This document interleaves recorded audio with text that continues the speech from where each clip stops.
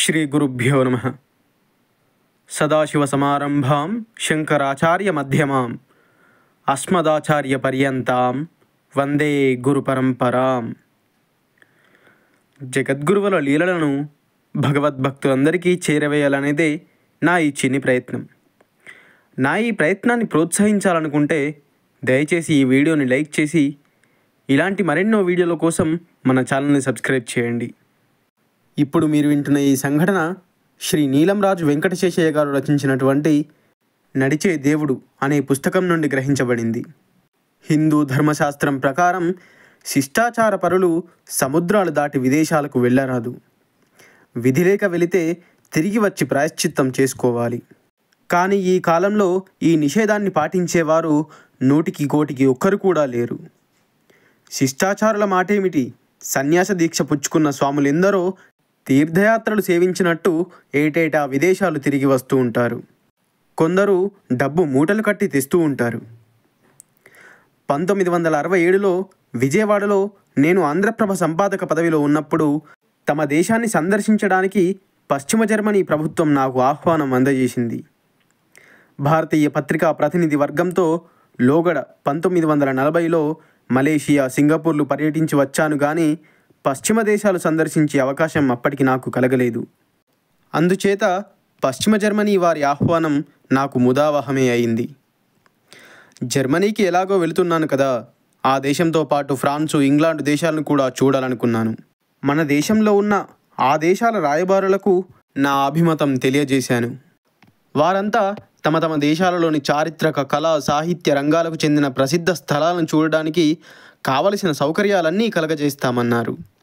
పశ్చిమ జర్మనీలో కొంతకాలం ఆచార్య పదవిలో ఉండి ఆ దేశంతో బాగా పరిచయం గల నా మిత్రులు డాక్టర్ విఎన్ శర్మ, జర్మనీ దేశస్థురాలైన ఆయన సతీమణి ఇరువురితో మాట్లాడాను.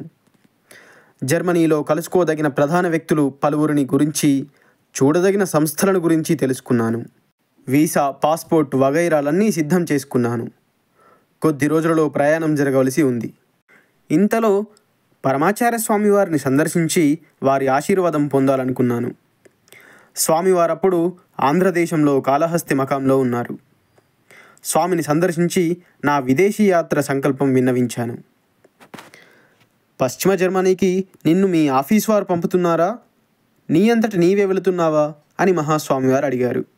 ఆఫీసు పని మీద వెళ్ళడం లేదు. ప్రధాన తెలుగు పత్రికకు సంపాదకునిగా పశ్చిమ జర్మనీ ప్రభుత్వం నన్ను వ్యక్తిగతంగా ఆహ్వానించింది స్వామి అని తెలిపాను. స్వామివారు ఆఫీస్ తరపున కాకపోతే ప్రయాణం విరమించుకోవడం మంచిది అని చెప్పారు మహాస్వామి. పశ్చిమ దేశాల పర్యటనకు నేను పొందిన ఉత్సాహం, ఆ సందర్భంలో పలువురితో నేను సలిపిన సంప్రదింపులు, ఈ అవకాశం నాకు లభించినందుకు పాత్రికేయులు, మిత్రులు నాకు అందజేసిన అభినందనలు, ఇంగ్లాండ్, ఫ్రాన్స్ దేశాల రాయబారుల సానుభూతి, సహకారాలు అన్నీ ఒక్క క్షణంలో మెరుపు మెరిసినట్టు నా కళ్ళకు పొడగట్టినాయి. మనం సొంతంగా ఎంత డబ్బు వెచ్చించినా ఆయా దేశాల ప్రభుత్వ సహకారం లేనిది అంత పరిశీలనగా దేశాలను చూడగలమా? ఇంత చక్కటి అవకాశం జీవితంలో మరలా లభిస్తుందా? అయాచితంగా వచ్చిన ఈ ఆహ్వానాన్ని పూర్వాచారంపై గల అభిమానంతో తోసిపుచ్చవలసిందేనా? ఈ విధమైన ఆలోచనలు నా మనస్సును కలతపరిచాయి.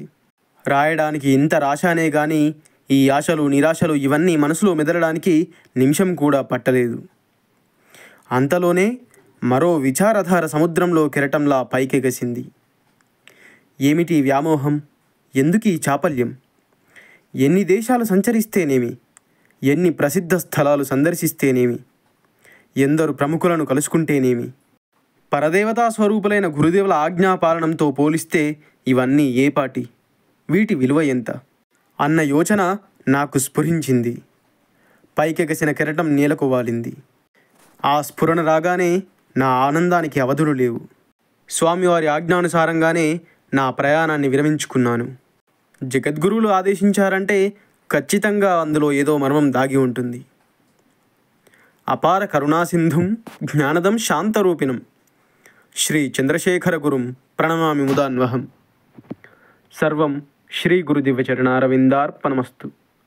వీడియో నచ్చినట్టయితే దయచేసి వీడియోని లైక్ చేసి ఇలాంటి మరెన్నో మహాస్వామి వారి లీలల కోసం మన ఛానల్ని సబ్స్క్రైబ్ చేసుకోండి. స్వస్తి.